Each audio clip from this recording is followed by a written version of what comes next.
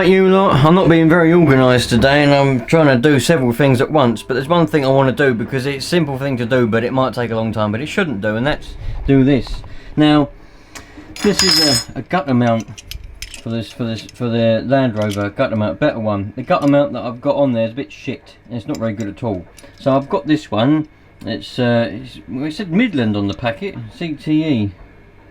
Midland, whatever it is, it's meant to be better than the one I've got, and it's more adjustable and I can move things around, but it's supposed to just perform better as well. I had a bit of trouble. Oh, there it is. Got this little bit of plastic thing that goes in there for some reason. I had a bit of trouble with the other one. I'll show you in a minute, don't worry, we're going to go and have a look at it on the car. But I had a bit of trouble getting a ground or an earth with the other mount. This one should be much better. So, I've got my Allen keys to get the other one off, I've got my spanner for those. So let's go and have a look and see what we can do. So this is what I've got for this other one that's already on here, and I couldn't get an earth with it. So I had to run a bit of cable along the gutter there for a ground plane, you know. And it works. But I couldn't get an earth because it wouldn't earth on there. So this one is supposed to be much better. I know it ain't set up properly because it's on the right hand corner, you know, so it's going to be transmitting over towards the front left. You want the antenna in the middle really, because then it will transmit all around. Put it in the right hand corner at the back, it would transmit to the front left. Put it in the left hand at the back, it would transmit to the front right, and the same for the front, it would transmit backwards. But it works alright. But hopefully this one will be somewhat better. So here we got the two. This is the old mount, it's just a general mount really, and this is this new one that I'm putting on. Now the old one's got Allen bolt things to hold it on, whereas this one's got proper bolts, and you've got that little thing wherever it's gone, it's on the tie, put it in there. You can undo this one and it can tilt to the left or to the right, and it's just better all around really. Well, I'm saying that it might not work yet, but in construction wise and design wise I think it's better. So I've just got to try, and I'm hoping this will get its own earth when I bolt it on, but I don't think it will, so I might have to still use me bit of wire there for a ground plane. But that's what we've got, so that's what I'm going to put on. I've just got to put the coax on the top of it, and hopefully we'll be well away. Yeah, let's see what happens. That's the aerial, by the way. It's the one I'm using with it because it's got the tuning rings. It comes in very handy. You can just tune them up rather than cut the aerial down all the time. It gets a bit annoying. Well, there we go. It's on there. I'm not convinced with it. I couldn't use this little thing. I don't really know what it's for. The instructions aren't very clear. I tried to use it, but I think because of the shape of the gutter on here I couldn't use it, so I've done that. I haven't attached my ground plane wire. I can attach it to there if I need to. I haven't done it yet. I'm going to go and check to see what the old wire is now. Got my meter here, got a piece of coax, patch lead, got my meter. So let's pull all the radio out, because the radio's all up here. Let's pull all that out and see what readings we get. Right, so I've been playing around with it, trying to 1 at the moment. I can get the SWR to 2.5, at the moment it ain't, it's at 3. I can get it to 2.5 on 1 and 3.5 on 40, whereas I'd like it to be, you know, 1.5, somewhere like that, is where I'd like it to be. But the location I'm in, right next to the van and houses and things, ain't the best. So I'm going to have to go out and about and have a look, see if I can get it to tune a bit better out and about. Alright then, you lot, I put the old, or the new T3000 in the van here. Got it set up like that. I couldn't have it, the way I had it with the meter here, I couldn't have it, wouldn't fit. So I had to get this little smaller meter out the shack, put that here. That fits in there nicely. Now the radio's here, and there we go. Very nice. And the reason I have it like this is because I take it out. I don't know whether I've explained it before. I I take the radio out with me. So it's very easy for me to just pick up, unplug the kites from the back. See, it's just there. So I can just pick it out and take it with me, because I don't like to leave it. If I park in a car park or somewhere, I don't like to leave it there, because although someone might not know what it is, it might take their fancy, and then I've got to deal with a smashed window or a broken door. So I take the radio out, and I know, you might say, well, you're leaving the meter and that in there, but that looks better to take than the meter does, so in my head anyway. But so far it's all right. There's going to be a full review coming up on it, but so far it's all right. There's a few things on it that I can't work out. There's a H that comes up. Does that mean you can get it in high power mode? I don't know. There's other things that come up there. So yeah, there we go though. Very nice. And I've talked to people. I was driving along mobile. I talked to people. Keith, bloke in I think it's in Maidstone. No, Rochester. Sorry, Rochester. It's in Rochester, I think, which is 25-30 mile away. Someone up there in Hastings I spoke to, well, God knows how far away Hastings is. That's got to be 60 mile away when I was mobile. Yeah, seems to be a good old radio so far.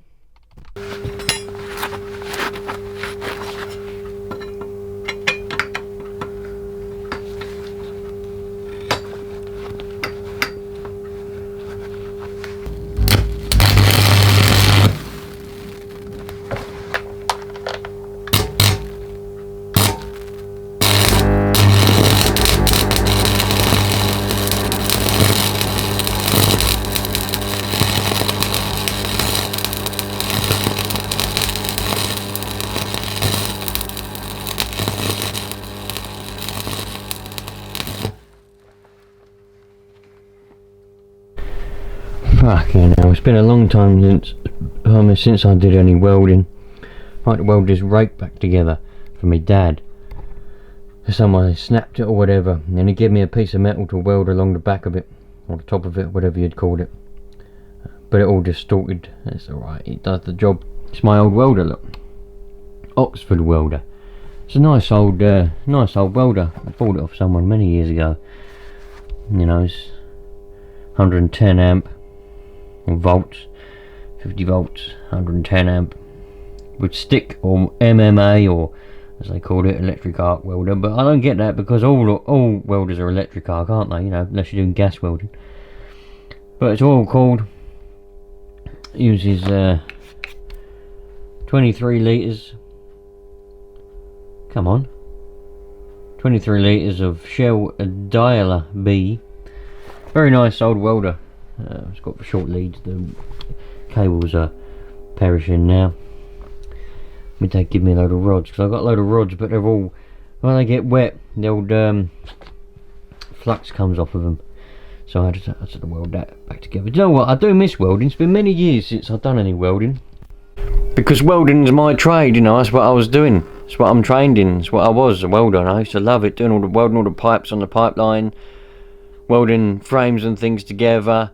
It was great fun. TIG, MIG, big plants. Where I used to work, we had a big one of these. It was blue, and I can't remember how many amps it was now. I think it was 400 amp or something like that. Big old fucker it was. You could weld some big rods with that. It was on wheels and everything. I made a trolley for this one. A year or so ago, I made a trolley for this one, just out of some old box section that I had, because it's heavy. You see, it's got handles, but it's heavy, and it's a little bit difficult and annoying moving it around. So I made a trolley with some wheels on it. I wanted a square plate, but all I could get hold of was a big round plate, so welded the handle to the round plate, put some wheels on it, and put a towel underneath it so that it's not metal on metal, because I was worried about the bottom of the welder rusting away. So I put a towel there, just to sort of like a bit of a cushion, like a pad to sit on. Probably could do with a service, this old welder. Don't know how old it is, but I've never serviced it, and it probably hadn't never been serviced. Probably did, never had the oil changed, but I don't think you need to change it that often, to be honest. But there was a big one of these, and you know, the cables were, because you don't want the cables to be too long because you lose all your amperage. Yeah, the longer the cables are, you lose your amperage. You've got 110 amps here, but you don't want to have, you might have 80 at the torch, you know, if you got long cables. But on this old big one where I used to work, it was a big welder, and it was 415. You plug into 415. This one's plugged into 240 volt, 240 volts. That's just a standard socket here in England. Plug it into your household socket. But that was a 415 one, and we had cables that were running all the way down the workshop. Really long old cables, big old cables, you know. Not they were massive. They were massive cables, and I used to throw them over my shoulder. I was only young. I was only 17 when I was an apprentice welder. You know, come out of that when I was about 19. I come out of welding. I saw I was a fabrication welder. And that was, I do miss it. I miss it a lot. I miss the smells of the welding, of the, because I used to use MIG to do the root run on the pipes, and then I'd use stick to do the filler and the cap on the pipes, going round on the pipes. Some people used a 2.5mm rod and done their root run with that, but you know, someone said to me, you know what, it's easier if you just use MIG. So I took his advice, and MIG to do the root run, and then use stick to do the filler and the cap. And I just used to love it, man. You know, I do miss it.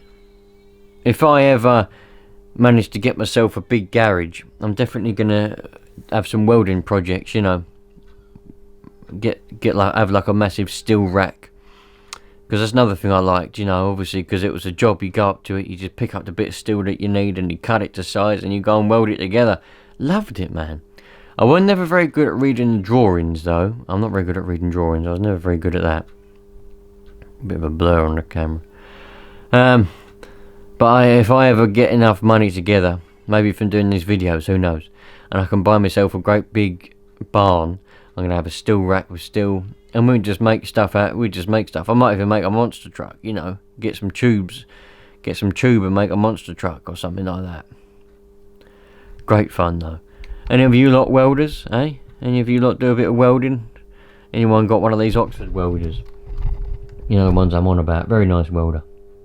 But it's been many years since I've done any welding. I'd have done a better job of that years ago. But there we go, eh? And the rods that he give me, because my ones have all the flux has come off because they all got damp. You meant to keep them in the kiln, really, or in the dry. He's given me these ones. I don't think they're ready for mild steel. Oh, 6013. Oh, that one is. 6013 is a mild steel one. That one over there is a 6016. This one is too thick. This one here was, I didn't even bother trying it because it was too thick. It's a 6013 as well. But it would have been too thick. It's 4.5mm, that one, I think. 4mm.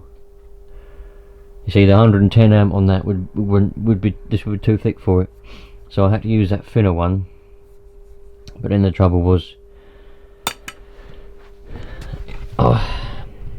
it just started on that side, and then it moved across, and it weren't even. So I was like, yeah, it'll do the job. It's a rake, it's just to hold it together. Lovely. Let's have a look through some comments, shall we? I must have clicked on that one at some point. Oh yeah, he's saying about his. I have a fiberglass gazebo, and it's now in the storage video. It's not fiber there. I don't know. I still don't know how you meant to say your name. That's Jan to me, but I think it's Jan, isn't it? I don't know. It's not fiber glass. It's fiber. F. Foxtrot. India. Bravo. Romeo. Echo. The R and the E. In America, the E and the R go ER, but in England, the way we spell it is RE. Anyway. Old Matt, what's he said? I had the idea of doing a stall at Stanford in July after the music fest, with legal CBs and old CB stuff, with a CB going with a bass aerial, vintage one, to promote CB is still going. I think it'll be an audio line 200. So old Matt there, he wants to do a stall. What he wants to do, in like the local place, he wants to put up a stall put up like a table with some CBs on and put a mobile, a home base aerial, but put it up on a pole. And he wants to show people that CB's still going, radio's still going. That's a good idea. I wonder how many people are going to be interested in it. It'd have to be somebody at home though, or somebody somewhere to talk back, because they know what'll happen. You put that up and there'll be no one out there. What we got here, Matt again. Can you use your long wire as an aerial? Oh, that's on that radio in a box. Not really, mate. It's got PL259 on it. Little boy trotter. Make a mower video, preferably a Mountfield mower. You know what, mate? I've been having a look on eBay. The reason I've had no mowers recently is because I've been having a look on eBay. And everybody wants silly money. Back a couple of years ago, I remember when I had my garden was full of mowers.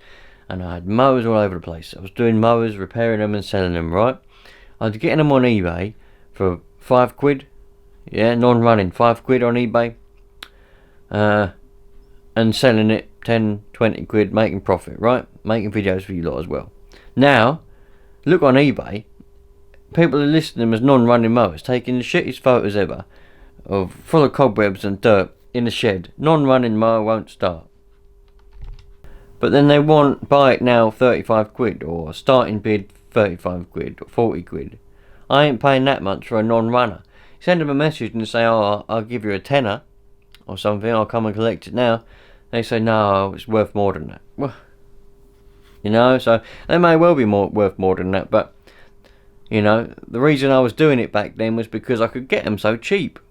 Yeah, I'm not going to be paying that much for a non-runner, because it could be something that ain't. It was worth a gamble when they were cheap. Yeah, paid 2 or 3 quid, 5, or maybe even a tenner in some cases, if I was certain that it weren't going to be anything too bad. But it could end up being something worse, and it's just not worth it. I've lost money. Yeah, the idea was I'd spend a little bit of money on it, buying it, 5, 10 quid, fix it up and sell it, and if I don't make a profit, I'll break even. I know I could break even. But now buying it non-running, I won't be able to do nothing with it. So it's a shame, really. It's a shame. But I have got that Mountfield 2-stroke sitting in the corner over there with a broken keyway. Ocean Vibrations Art. I just bought one with an external mic to play with. Going to get my ham license. That was on the video of the Bofang. It looks like a GT3. Oh no, I think that was on the UV9R. Going to get your license, are you there? Ocean Vibrations Art. Well done. External mic, whatever you want to do there, my friend. Will E. Smith, Gordon's Gin. Yeah, grew up in Langdon West. Well done, dude. No, my dad, Edward Thomas. My dad won't be on YouTube, but he don't even have a computer or a telephone. Glenn Roberts. I remember this like it was still Christmas. I would try putting a CB aerial to it. Loved it. Yeah, well, nah. I'm going to put no CB aerial on it. Speaking for myself, I love the stories. I have a saying that I have taught both my daughters. You're never too old to learn from someone, and you're never too young to teach someone. Served me well for many years. Keep up the great vids. Thank you very much there, Danny boy. Thank you. Stephen Hawkins. Oh, that's a cool breadboard radio. My dad's starting to fix me back in the miss him. Not a day goes by I don't think of him. Try making it louder. Simple LM386 amp added to the breadboard and a few components. You got yourself a volume controlled amp, and you can even add bass boost too. Thank you there, Stephen Hawkins. Thank you very much. You're a clever old dude, I reckon. I remember that well. Stories by the fire. Yeah. Simply Electronics. You're a good storyteller, my friend. I've experienced this a lot. I've been in electronics for engineer for 4 years. At 25 years old, I'm still young, but I have come across people like this a lot where I work. I'm actually well respected because they have gotten to know my capabilities. But many outside of work look down on me because of my age. I've seen so many older people make the mistakes I never would. But the best thing is just carry on and know how good you are. Always be enthusiastic to learn more and never ever think you're at the top of your game. Simply Electronics, you have taken every single word straight out of my mouth. That's what I think, and that's what I say to everybody who cares. You know, you've always got to strive to be the best in the game that you're in, but always remember and keep it in your head that there'll always be somebody better than you. That way, you're always trying to be better than that person that's better than you. But because there's always someone better than you, you're just going to keep going up and get better and better and better. But even when you're very, very, very good at whatever it is you do, you might have been doing it for 40 years and you are very good and you've seen every single thing that you think you can see in that game, there's still always stuff that you can learn, and there's still always ways that you can improve. I always say that to everybody. It doesn't matter what it is, right? But I know what you mean, Mr. What was it? Simply Electronics, about being at work. Yeah, in my old job, I think I was well respected because, you know, a lot of people seem to have a lot of time for me. In this new job, there's a few people that ain't, but the supervisors and all that, they think they're the best at everything. And they don't have a lot of time for me, you know. If they tell me to go and do something and I say, oh, I'd rather do it like this. No. They go, no. You know, that's just the way it is. There's some people out there like that, you know. It's just the way it goes, I'm afraid. Do you know what you got to do and what I do? Ignore them and carry on and just do your job. Just ignore every idiot and carry on and do your job. That's what you got to do. Because one day they'll learn that just because you're young don't mean you don't know nothing. You know. But I know nothing anyway. I've only been in the game 5 minutes. Anyway, you lot, I'm going to be off now, I think. Yeah, I'm going to be off now. I'm going to go and tidy this mess up. I'm going to put the welder away and all that, and put the cables away. I need to have it tied up in here. Really, it's getting a bit of a mess. It is a bit of a mess. But I'm going to be off. I'll catch you on the next one. I know there's a few more videos coming out than usual because we've got the box of old radio series. I was going to spread it out, but let's just do it all in one go, eh? What one am I going to pick next? Maxcom 4E or the TTI? Who knows? See you on the next one, dude. Thanks for being here. Really appreciate it. Take care, wouldn't you?